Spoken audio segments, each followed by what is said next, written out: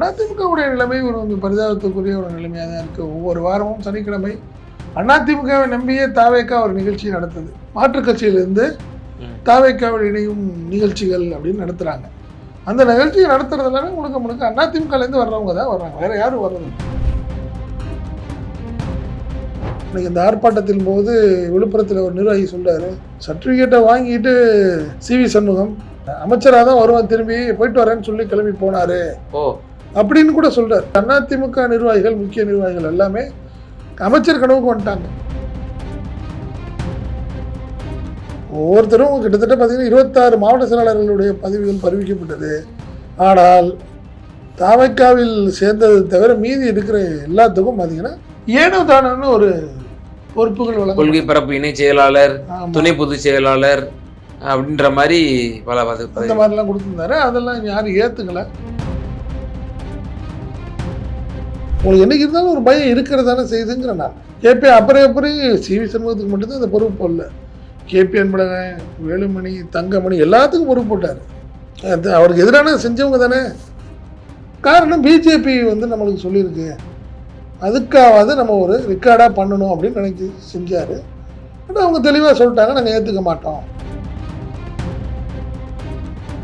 ஒரு ஸ்டாண்ட் எடுக்க போகிறாங்க சட்டமன்றத்திலேயோ இல்லை வெளியிலையோ, ஏதோ ஒரு அடுத்த கட்டத்துக்கு எடப்பாடி பழனிசாமிக்கு எதிரான ஒரு சூழ்நிலையை கட்சிக்கு அவங்க ஒரு முடிவு எடுக்க போகிறாங்க, ஒரு கார்னர் பண்ண போகிறாங்கங்கிறது தான் இன்றைய கூட்டத்தில் வச்சு நம்ம பார்க்குது. ஏன்னா வெளியே அவங்க சொல்கிறது வேறையாக இருக்கலாம்.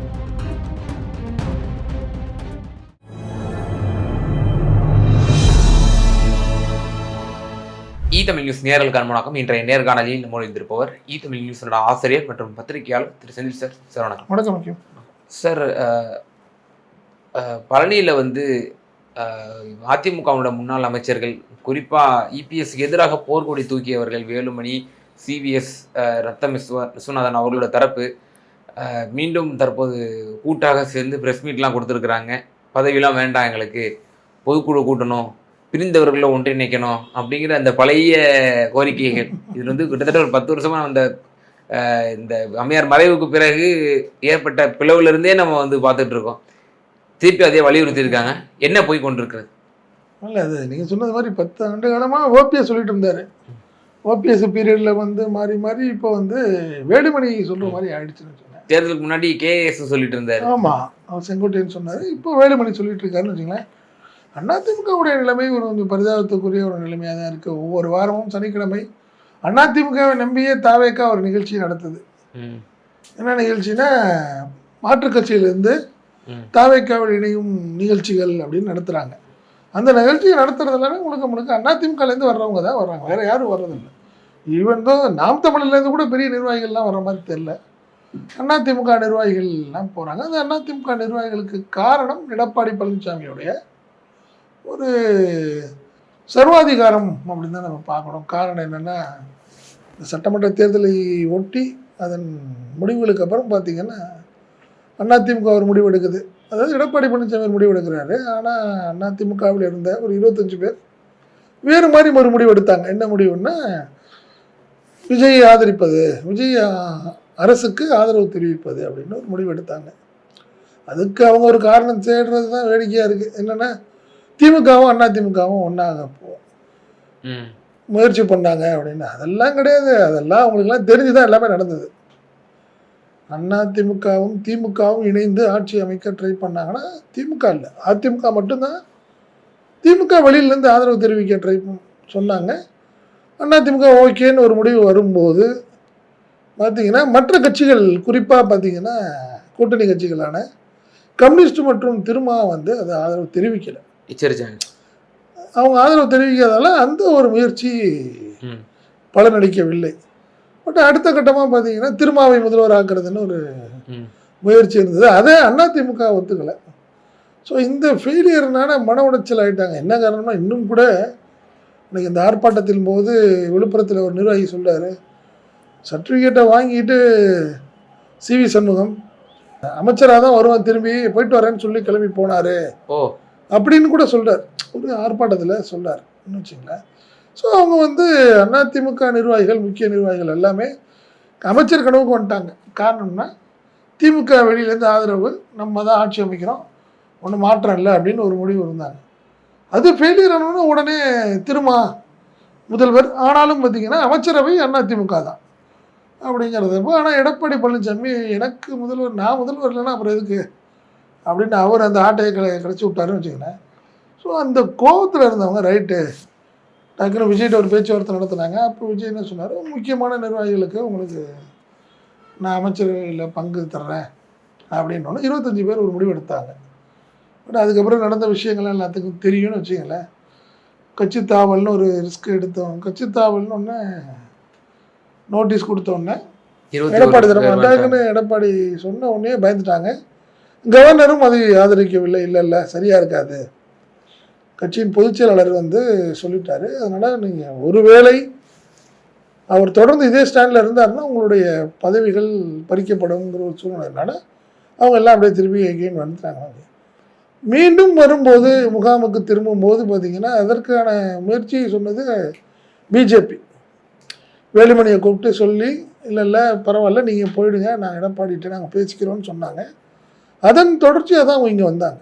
யார் எடப்பாடிகிட்ட போய் மன்னிப்பு கடிதம் கொடுத்து சேர்ந்தாங்க. சேரும்போது சில விஷயங்கள் பேசப்பட்டது என்னென்னா, ஒரு தேர்தல் தோல்விக்கான ஒரு கமிட்டியை போடணும் அப்படிங்கிற ஒரு விஷயம், இந்த ஆண்டு இறுதிக்குள் பொதுக்குழுவை கூட்ட வேண்டும் அப்படின்னு ஒரு விஷயங்கள்.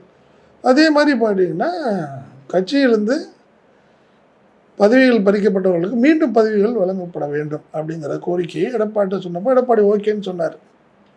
ஆனால் இது வரைக்கும் அவர் அதை செய்யலை. பேருக்கு என்ன பண்ணிட்டாரு, ஒவ்வொருத்தரும் கிட்டத்தட்ட பார்த்தீங்கன்னா 26 மாவட்ட செயலாளர்களுடைய பதவிகள் பறிவிக்கப்பட்டது. ஆனால் தாவைக்காவில் சேர்ந்தது தவிர மீதி இருக்கிற எல்லாத்துக்கும் பார்த்தீங்கன்னா ஏனோ தானோன்னு ஒரு பொறுப்புகள் வழங்க, கொள்கை பரப்பு இணை செயலாளர், துணை பொதுச் செயலாளர் அப்படின்ற மாதிரி பல அந்த மாதிரிலாம் கொடுத்துருந்தாரு. அதெல்லாம் யாரும் ஏற்றுக்கலை. அதில் குறிப்பாக வேலுமணிக்கு மட்டும்தான் துணை பொதுச் செயலாளர்னு ஒரு பெரிய பதவியை கொடுத்தாரு. சரி, அவரும் யாருமே ஏற்றுக்கொள்ளவில்லை வச்சுக்கோங்க. இதுதான் நிலைமை. இப்போ யாரும் கிட்டத்தட்ட எடப்பாடி பழனிசாமிக்கு அவங்க பார்க்குறதில்ல, பேசுறதில்ல. அவர் கூட்டத்துக்கையோ யாரும் போகிறதில்ல. இப்போ சமீபத்தில் கூட பார்த்திங்கன்னா ராயப்பேட்டை அதிமுக அலுவலகத்தில் மாவட்ட ரீதியாக கூப்பிட்டு ஆலோசனை கூட்டம் நடத்திக்கிட்டு இருக்கார் எடப்பாடி பழனிசாமி. நீங்கள் கோயம்புத்தூருக்கு வேலுமணி போகல, அதே மாதிரி பார்த்திங்கன்னா விழுப்புரத்துக்கு சிவி சண்முகம் போகலை, இப்படி யாருமே போகாமல் இருக்காங்க. இந்த நிலையில் பார்த்தீங்கன்னா இன்றைக்கி பழனியோடைய எம்எல்ஏ ரவியோடைய அலுவலக திறப்பு விழா அன்னைக்கு. அதுக்கு வந்து கிட்டத்தட்ட பார்த்தீங்கன்னா கேபி அன்பழகன், சிவி சண்முகம், நத்தம் விஸ்வநாதன், வேலுமணி எல்லாமே வந்திருந்தாங்க. இன்றைக்கி அலுவலக திறப்பு விழா முடிஞ்சதுக்கப்புறம் தான் ப்ரெஸ் மீட். அந்த ப்ரெஸ் மீட்டில் மீண்டும் வேலுமணி ஒரு போர்க்குடி தூக்கியிருக்கிறார்.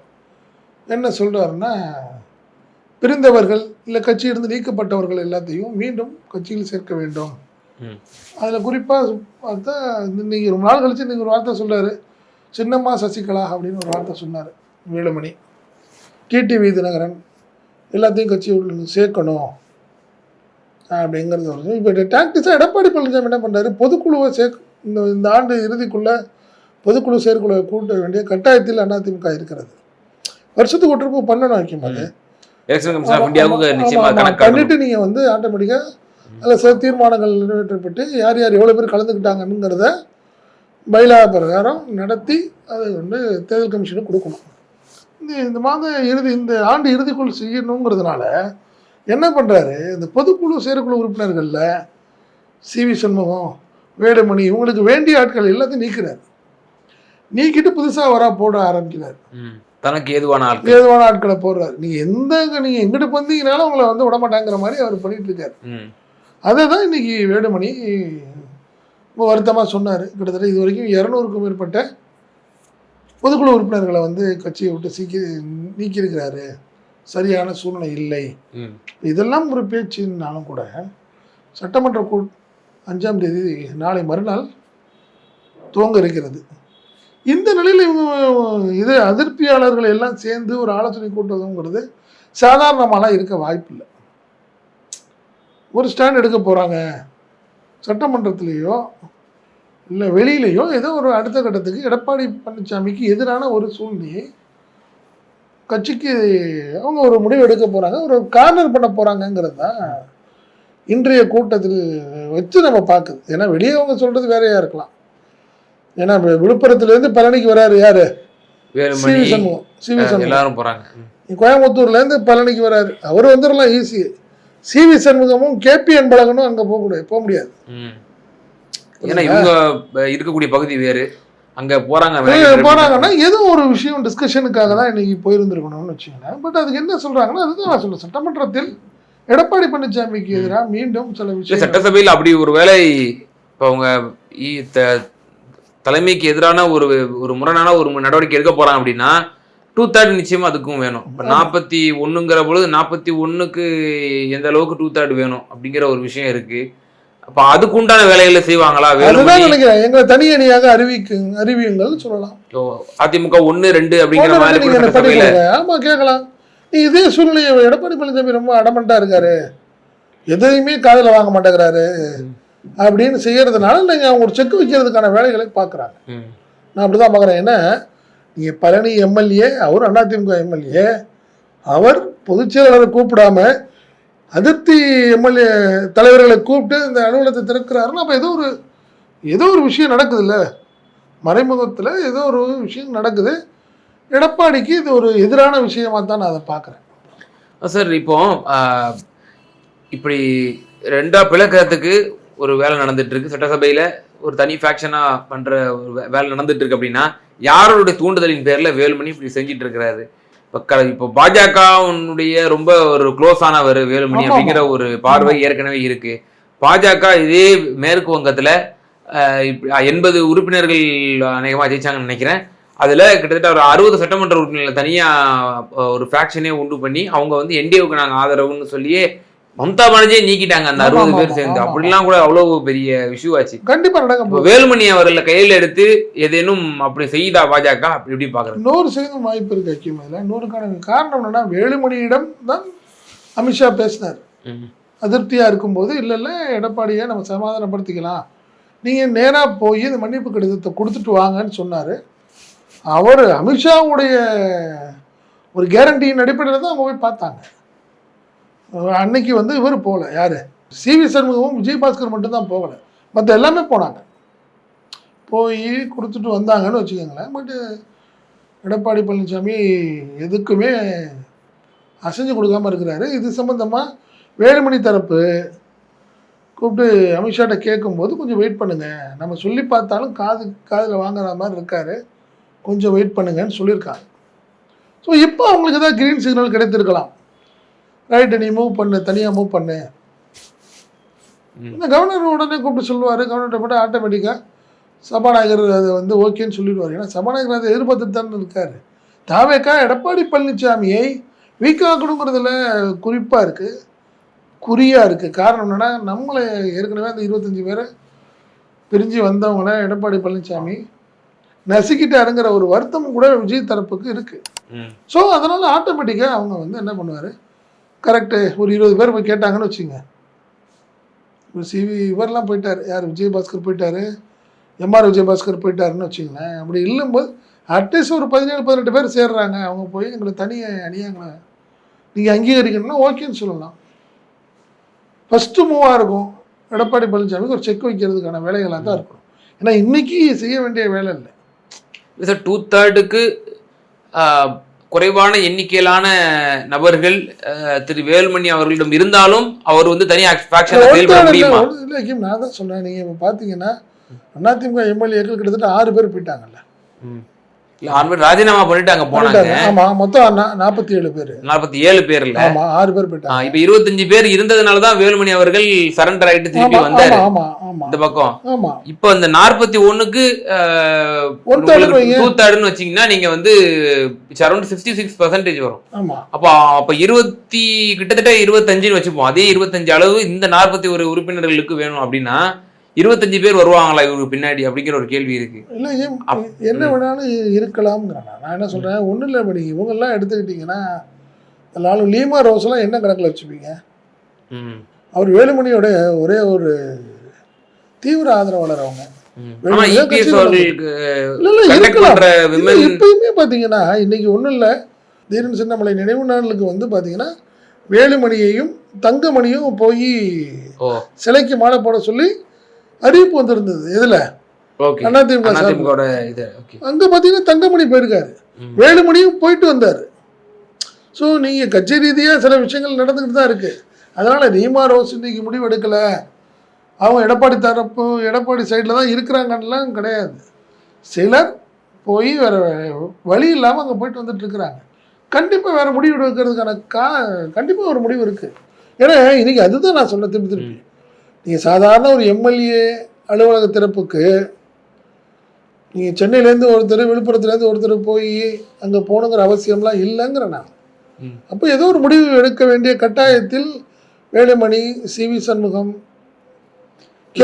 இது யாரு வேலுமணி வர்சஸ் EPS அப்படின்னு பாக்குறதா இல்ல பிஜேபி வர்சஸ் பிஜேபி வர்றதுக்கான வாய்ப்பு இல்லை. பிஜேபி வந்து பின்புலம் தான் இருக்கு, டைரக்டா செய்யாது.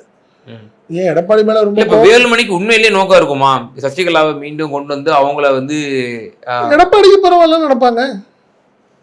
நீ அப்படிதான் கொண்டு வரணும்.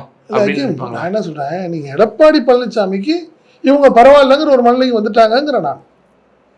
நீ சசிகலா இருக்கும்போது யாரையும் அவங்க வந்து கட்சி விட்டு நீக்கல, எல்லாம் தான் ஒன்றா இருந்தாங்க.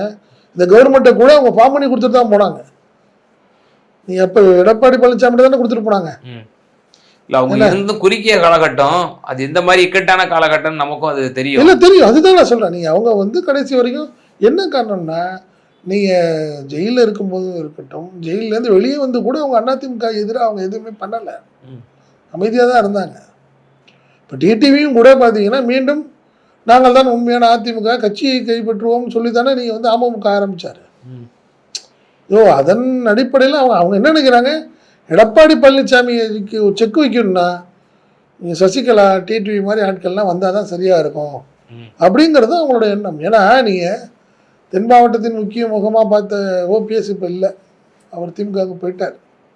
நல்லா பார்த்தீங்கன்னா தென் மாவட்டங்களில் பெரிய ஸ்ட்ராங்கான ஆட்கள் இல்லை. ஸோ சசிகலாவோ டிடிவியோ வந்தால் தான் இனிமேல் சவுத்தை வந்து கையில் எடுக்க முடியும் அதிமுக.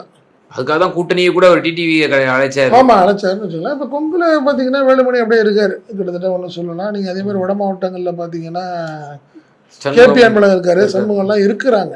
இப்படி ஒரு சூழ்நிலை இருக்கிறது. அதனால அவங்க வந்து இல்லை எடப்பாடி பழனிசாமிக்கு செக் வைக்கணும்னா சசிகலா வரட்டும் அப்படின்னு நினைக்கலாம். தீர்மானம் கூட போடலாம், அவங்களாம் சேர்ந்து, அவங்க ஆதரவாளர்கள்லாம் சேர்ந்து சசிகலாவை கொண்டாடணும் அப்படின்னு போடலாம். அதனால ஒரு எடப்பாடி பழனிசாமிக்கு ஒரு நெருக்கடியை கொடுக்க ஆரம்பித்திருக்கிறார்கள் அப்படிங்கிறத நான் பார்க்குறேன். அதன் பின்புறத்தில் பிஜேபி இருக்கு, அதிலெல்லாம் மாற்றமே இல்லை. ஏன்னா பிஜேபி இறங்கி வேலை செய்யறதுக்கான வேலை இல்லை ஒன்றும். கட்சியில் ஏற்கனவே அண்ணாமலை அங்கே போயிட்டாரு ஒன்று. ஸோ அவங்க டைரெக்டாக இறங்கி ஒன்றும் ஒர்க் பண்ணுறதுக்கான வேலை இல்லை. அவங்க வேலுமணியின் பேக்கில் இருந்து ஒர்க் பண்ணுவாங்க, டார்ச்சர் பண்ணுவாங்க எடப்பாடி பழனிசாமிங்கிறது தான் என்னுடைய பார்வை. ஸோ அப்போ வேலுமணியினுடைய எண்ணம் என்பது இப்போ முன்பு இருந்தது போல, ஒரு பிளான் பண்ணது போல 25 பேர் ஒரு கிட்ட 30-32 பேரை கொண்டு போனோம்னா 2/3 ஆகிடும், நம்ம அமைச்சரவையில் பங்கேற்கலாம் அப்படிங்கிற ஒரு ஆசையில இருந்தாங்க. அதுதான் வந்து சிவி சண்முகத்தினுடைய வாக்குமூலம். இப்போ அந்த பிளான்ல இருக்காங்களா, அமைச்சரவையில பங்கேற்கணும் அப்படிங்கிற ஒரு பிளான்ல இருக்காங்களா? ஒரு கட்டாயம் இல்லையே, அந்த கட்டாயம் இனிமேலாம் இல்லைங்கிறேன். 20-25 பேர் பொண்ணு கொண்டாடணும் அவசியம் இல்லையே. ஏன்னா ஏற்கனவே ஒரு 6 பேர் ராஜினாமா பண்ணிட்டோன்னா ஆட்டோமேட்டிக்காக உங்களுக்கு வந்து பெரும்பான்மைக்கான அளவும் குறையிறது இல்லை, உங்களுக்கு ஈஸியாக குறைஞ்சிரும். எப்படினாலும் இடைத்தேர்தலில் ஒரு வருஷத்துக்குள்ள நடத்தி ஆகணுங்கிற கட்டாயம்னு தாவேக்கா ரொம்ப நம்புது. ஸ்டே உடைஞ்சிரும், எந்த நேரத்துலையும் உடையலாம்னு நினைக்குது. இப்போ போய் விஜயபாஸ்கர் அவர்கள் சென்னை பெட்டிஷன் போட்டிருக்காங்க, உடனடியா வந்து கரூருக்கும் அதே போல விராலிமலைக்கும் தடையை நீக்குங்க. மக்கள்லாம் வந்து ரொம்ப கொதிச்சுவே இருக்காங்க. நீங்க மக்கள் மறந்துடும், விஜயபாஸ்கரையும் MR விஜயபாஸ்கரையும் மறந்துடுவாங்க. நீ இருக்கும்போது நீ ஆக்டிவா ஒரு அதிமுகவில் ஒரு பெரிய பொறுப்புல இருந்து போயிட்டு வந்துட்டீங்கன்னா மக்கள் ஏற்றுவாங்க. இப்போ தாவேக்கால அங்கே பர்வேஸ் இருக்காரு, இங்கேயும் மதியழகன் இருக்காரு. நீ அவங்களோட ஒட்டிக்கிட்டு இவங்க 2 பேரும் போயிட்டு வந்துட்டு இருக்கிறாங்க. இண்டிவிஜுவாலிட்டி நாளுக்கு நாள் குறையுது. என்ன நீங்கள் போய் ஒரு கட்சியில் சேர்ந்தீங்க, எந்த பொறுப்பும் தர மாட்டேங்கிறாங்க, எதுக்கு அந்த கட்சியில் இருக்கீங்கன்னு மக்களை கேட்பாங்கல்ல, இது இயல்பு தானே. ஸோ இந்த மாதிரி விஷயங்கள்லாம் அவங்களுக்கு சங்கடமான ஒரு சூழ்நிலை 2 பேருக்குமே. அதனால தான் அவங்க 2 பேரும் கோர்ட்டுக்கு போயிருக்காங்கன்னு வச்சுக்கோங்களேன். அதனால் ஒன்று இந்த சட்டமன்ற கூட்டத்தொடருங்கிறது ஒரு எடப்பாடி பழனிசாமிக்கு ஒரு சங்கடத்தை ஏற்படுத்தும். ஏன்னா அவங்க எல்லாம் வெளிநடப்புன்னு அதிமுக ஒரு முடிவு எடுத்தாருன்னா இவங்க போக மாட்டாங்க, ஹவுஸ்ல உட்காந்துருப்பாங்க. இதெல்லாமே ஒரு சங்கடத்தை ஏற்படுத்தும்னு வச்சுங்களேன். அது ஒன்று. ரெண்டாவது, அடுத்த கட்டமாக சசிகலாவை கட்சியில் சேர்க்கணும்னு சொல்லி தீர்மானம் போட ஆரம்பிக்கிறாங்கன்னு வச்சுங்க. அது ஒன்று. இல்லை பொதுக்குழுவை நடத்தியே ஆகணும். ஸோ இந்த விஷயங்கள் எல்லாமே அடுத்தடுத்த விஷயங்கள் நெருக்கடிங்கிறது எடப்பாடி பழனிசாமிக்கான ஒரு இந்த இண்டிவிஜுவாலிட்டி குறைய ஆரம்பிக்குதுங்கிறது தான் என்னோட. இப்போ இபிஎஸ் அவர் தன் பதவிக்கு அவர் ரொம்ப இதுவாக இருப்பார், உறுதியாக இருப்பார் அப்படின்ற மாதிரி சொல்லுவாங்க. யாராக இருந்தாலும் நீக்கிடுவார். இப்போ இந்த தேர்தல் பிறகு கூட நீக்குதல் தான் அதிகமாக இருக்குது. யாருமே வந்து சேரலை, எல்லாரும் போதான் சேராங்க. இவரும் நீக்கி விடுறாரு பல பேரை. இப்போ நீங்கள் தான் எனக்கு எதிராக இருக்கீங்கல்ல, எனக்கு அச்சுறுத்தலாக இருக்கீங்கல்ல அப்படின்னு சொல்லி இவங்களே அப்படி இருந்தா சிவி சண்முகத்தையும் வேலுமணியும் ஏன் கட்சி விட்டு நீக்கல? பண்றவரு ஆனா அவங்க ஆதரவாளர்களை கூட எல்லாத்தையும் தூக்கிட்டாரு, நீக்கிறாருங்க. அப்புறம் கட்சி விட்டு நீங்க போயிருங்க அப்படின்ற மாதிரி அவர் சிவி சண்முகம் அடிக்க வந்தாருன்னு சொல்றாங்க. அப்படி இருந்தவரை கட்சியை விட்டு நீக்காம ஏன் நீங்க வைக்கிறீங்கன்றா அப்ப என்ன அர்த்தம்? அது ஒரு பயம் தானே. உங்களுக்கு என்னைக்கு இருந்தாலும் ஒரு பயம் இருக்கிறதானே செய்யுதுங்கிற நான் கேபி. அப்புறம் சிவி சண்முகத்துக்கு மட்டும்தான் அந்த பொறுப்பு போடல, கேபி அன்பழகன், வேலுமணி, தங்கமணி எல்லாத்துக்கும் பொறுப்பு போட்டார். அது அவருக்கு எதிரான செஞ்சவங்க தானே. காரணம் பிஜேபி வந்து நம்மளுக்கு சொல்லியிருக்கு, அதுக்காவது நம்ம ஒரு ரெக்கார்டாக பண்ணணும் அப்படின்னு நினைச்சி செஞ்சார். பட் அவங்க தெளிவாக சொல்லிட்டாங்க, நாங்கள் ஏற்றுக்க மாட்டோம் அப்படிங்கிறதெல்லாம் வேலுமணி இன்றைக்கி ஆரம்பிச்சிருக்கிறாரு. இந்த திருப்பி ஒரு புரட்சியை ஆரம்பித்திருக்கிறது ஒரு கூட்டம். என்ன ஆக போகுது அதிமுக தான் தெரியல. சட்டசபையில் ஒரு மிக முக்கியமான ஒரு விவகாரம் நடக்க போகுது. அதுலேயும் ஒரு ஸ்பிளிட் ஆகிறதுக்கு வாய்ப்புகள் இருக்குது அப்படின்னு சொல்லியிருக்கீங்க. எப்படி ஆக போகுது அதிமுக? இபிஎஸ் எப்படி எதிர்கொள்ள போகிறார்? இந்த பிளவுபட்ட குரூப் என்ன பண்ண போகிறாங்க அப்படிங்கிறத நம்ம பொறுத்திருந்து பார்ப்போம். ரொம்ப நன்றி நேரத்தை பகிர்ந்தமைக்கு. நன்றி.